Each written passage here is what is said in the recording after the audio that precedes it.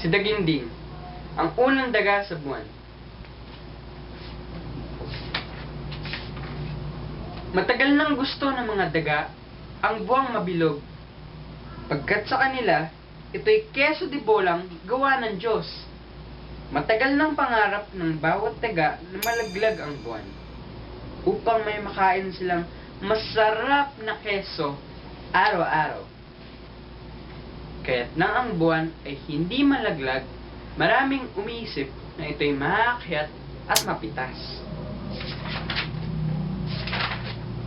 Pangarap din ng Daginding na ang buwan ay marating. Kaya siya'y nagsaliksik at nagbasa, nagsaliksik, nagbasa. Gagawa ako ng sasakyan, sabi niya. Kaya sa buwan ay ako ang mauna. Araw-gabi, ginawa ni Daginding ang plano. Nang mayari ang plano, araw-gabing trabaho. Araw-gabi, pokpok siya ng pokpok. Araw-gabi, kalikot siya ng kalikot. At parang panaginip, niyari ang rocket ship. Ibinalita niya sa lahat ang kanyang pag-alis. Inimbita niya ang buong bayan para siya saksihan. Pero tatatlong babuit ang dumalo. Pag-andar ng kanyang rocket ship, dumagundong ang buong paligid. Nagising ang lahat at nagulat sa lakas ng ugong at siklab. Mabilis na umimbulog ang sasakyan. Sakay si Daginding patungong buwan. Sa bilis ng sasakyan, nahilo si Daginding.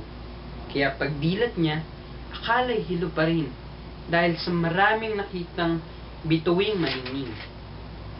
Pag-ikot sa buwan, nagulat si Daginding. Biglang lumiliwanag, biglang dumidilim. Pagliwanag, pakiramdam niya ay umiinit. Pagdilim naman, biglang lumalamig. Paglanding sa buwan, agad siyang bumaba. Sa paligid ng buwan ay masayang luminga-linga. Totoo nga pala! Sigaw ng buong saya.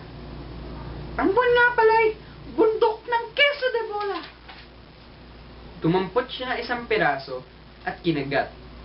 Nagulat siya nang ang kinagat ay matigas. Bato! Bato! Puro bato! Walang keso. Isip niya, buwan pala'y puro bato! Mabilis na sumakay siya ulit. Dali-daling sa daigdig ay umuwi. Pero pagdating sa lupa ni Daginding, walang maniwalang sa buwan siya galing. At sabihin man niyang ang buwan ay bato, ang tingin pa rin ng lahat, ito'y masarap na keso. Tapos.